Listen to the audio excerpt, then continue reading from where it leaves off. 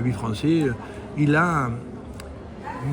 Mais bon, il m'arrive de penser que non pas que je suis le seul à le penser, mais pour moi, le plus grand défi, c'est que ce jeu, qui est né chez des anglo-saxons, dans l'épopée du sport et du corps, tu vois, de 3000 ans d'âge, qui remonte aux Grecs d'Homère, quoi, dans l'épopée du sport, dans les temps récents, depuis 2 siècles à peu près, des bouleversements, des modifications, fait que il est né un certain nombre de pratiques. Et c'est en Angleterre au 19e, où il est rené, où des pratiques sont revécues.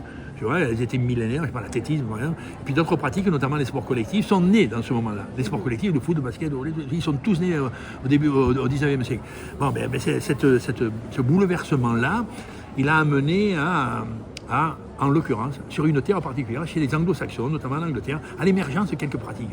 Le rugby, parmi le rugby, le foot, le rowing, enfin, le handball, non, il est plutôt germain, mais encore un peu de souche anglo-saxonne. Enfin bon, le rugby, c'est un jeu d'anglais, inventé par des anglais, avec des lois anglaises, avec une culture anglaise, faite de discipline et de méthode, de quête de performance et pas forcément de grande émotion. Tu vois, pas une grande préoccupation sur la créativité et l'esthétique, mais par contre sur le niveau de performance, la rigueur, la discipline et la méthode. Voilà, il est né avec ça, avec des lois, beaucoup de lois. Le rugby a mis beaucoup de lois, avec une autorisation quand même, l'autorisation qui est celle qui va valoriser l'orgueil, la combativité. Bon, qui sont tout un tas de choses très anglo-saxonnes. Il est né avec ça, on a fait un jeu là-dessus.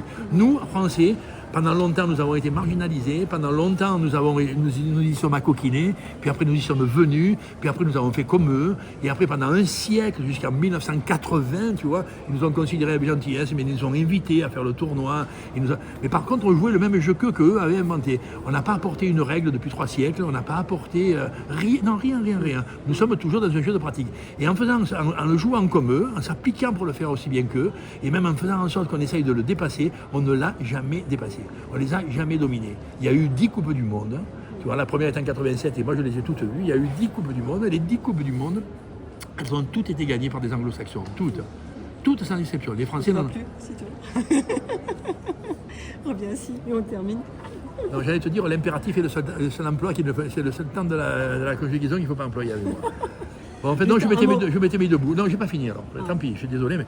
Bon, ben voilà. Donc, si tu me demandais quel est le défi, c'est pas de gagner une Coupe du Monde. Tu vois, c'est pas de se structurer mieux que de ce qu'on allait.